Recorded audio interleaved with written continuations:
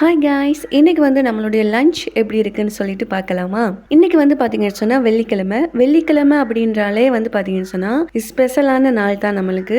அதனால இன்னைக்கு வந்து நம்மளுடைய லஞ்ச் வந்து எப்படி இருக்குன்னு சொல்லிட்டு பார்க்கலாமா? முதல்ல வந்து பார்த்தீங்கன்னு சொன்னால் ரைஸ் வந்து பார்த்தீங்கன்னு சொன்னால் தேங்காய் பால் சேர்த்து வாசனை பொருட்கள்லாம் அதோட சேர்த்து ஒரு சூப்பரான முறையில் வந்து ரெடி பண்ணிட்டோம். அதுக்கப்புறமா வந்து பார்த்தீங்கன்னு சொன்னால் சிக்கன் கறி வந்து பார்த்தீங்கன்னு சொன்னால் வழக்கம் போல் நம்மளுடைய ஸ்டைல்லையே சூப்பராக அதுக்கு தேவையான எல்லா பொருட்களையும் சேர்த்து வீடே மணக்க சூப்பராக சுவையாக வந்து சிக்கன் கறியை நம்ம வந்து ரெடி பண்ணிட்டோம்.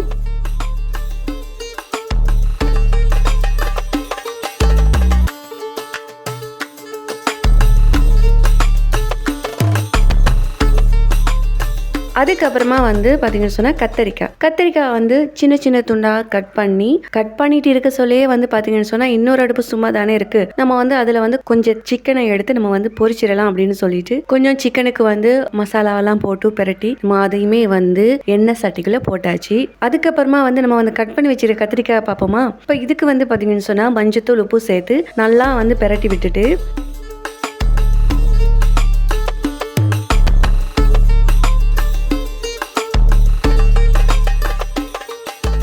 இப்போ வந்து பார்த்தீங்கன்னு சொன்னால் அதோட சிக்கனுமே வந்து நல்லா பொரிஞ்சு வந்துடுச்சு. இப்போ வந்து நம்ம அதை ஒரு பவுலில் எடுத்து வச்சுட்டு நம்ம கட் பண்ணி மசாலாவெல்லாம் போட்டு பிரட்டி வச்சுருக்கோம் இல்லையா, கத்திரிக்காவை வந்து இப்போ நம்ம அந்த எண்ணெயோடய சேர்த்து பொரிச்சு எடுக்க போகிறோம்.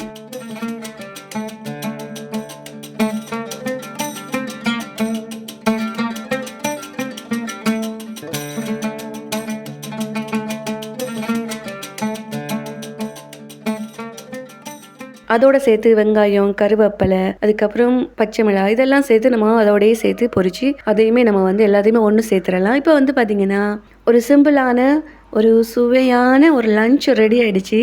பார்த்தீங்கன்னு சொன்னால் இப்போ வந்து நம்ம சாப்பிடலாம்.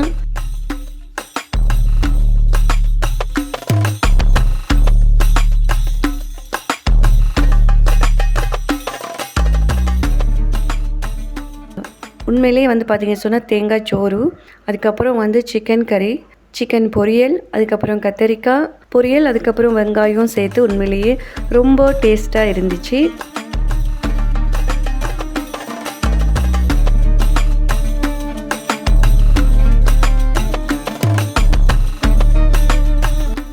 மீண்டும் இன்னொரு வீடியோவில் சந்திப்போம். பாய்.